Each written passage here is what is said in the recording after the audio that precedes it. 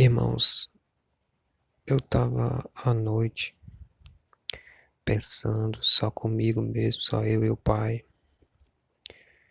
me recordando um momento que eu tinha tido com um amigo meu.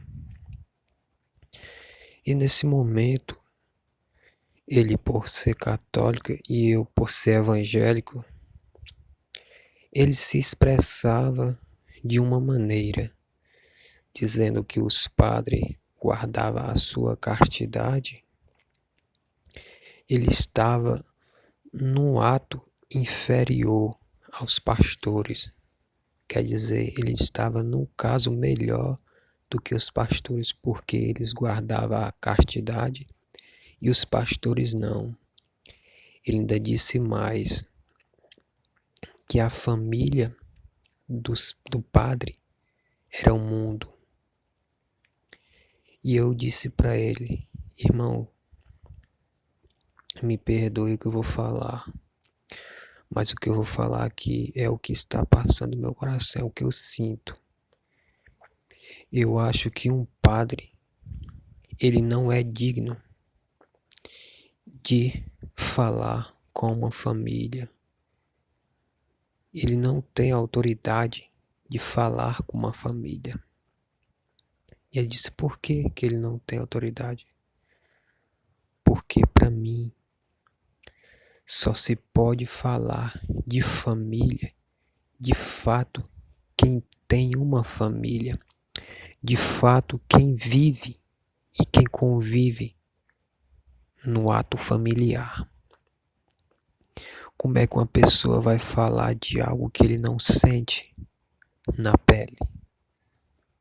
Por mim, ele pode julgar, ele pode aconselhar, tudo bem.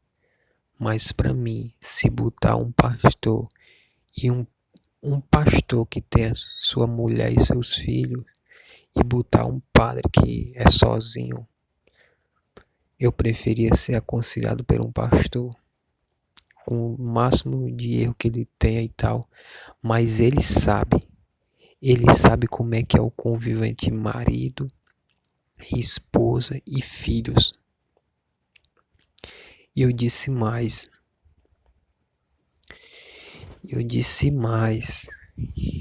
e você pode se dizer, não, mas o filho do pai, ele era público, ele não tinha esposa, ele não tinha filhos, os filhos deles era o mundo. Eu disse, meu irmão, ele não teve esposa, porque o tempo dele era curto aqui. Ele não veio para ficar, ele só veio para trazer a salvação.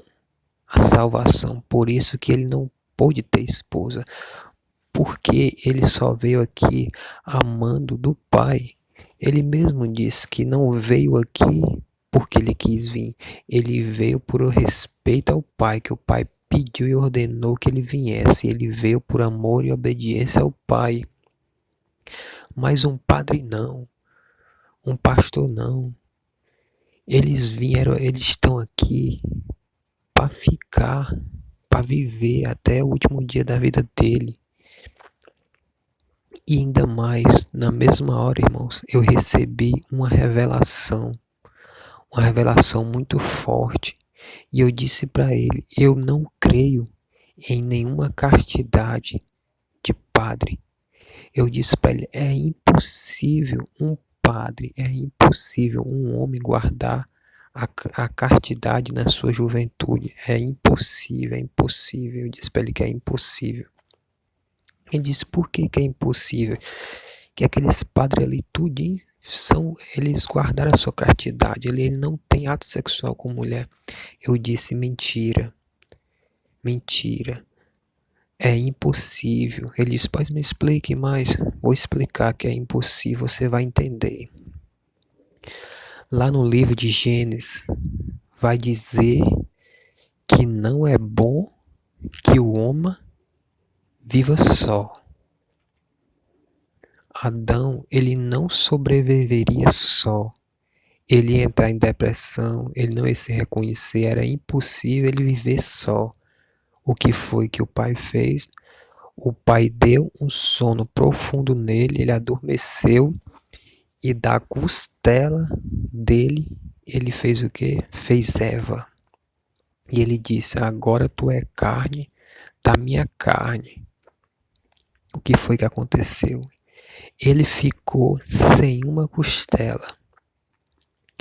Mas mesmo ele ficando sem a sua costela, era mesmo sem ele estar sem essa costela, porque ali, na hora que ele se uniu no ato sexual, que ele uniu família, ali foi sua costela voltando ao seu devido lugar, ao seu devido lugar. Por isso, irmãos, o homem sem sua esposa, ele é impossível, não tem como ele não tem como viver sem uma costela. Se o pai tirasse a costela de Adão e não fizesse a mulher, Adão morreria. Adão morreria, mas não, ele tirou uma costela para fazer uma mulher, e na hora que ele fez essa mulher, era a costela retornando para o seu devido lugar. Então, o homem sem a mulher, ele é imperfeito. Ele não consegue viver, ele não tem paz, ele só tem paz quando ele arruma a sua esposa e ele se torna uma só carne. Ali é sua costela voltando para o seu devido lugar.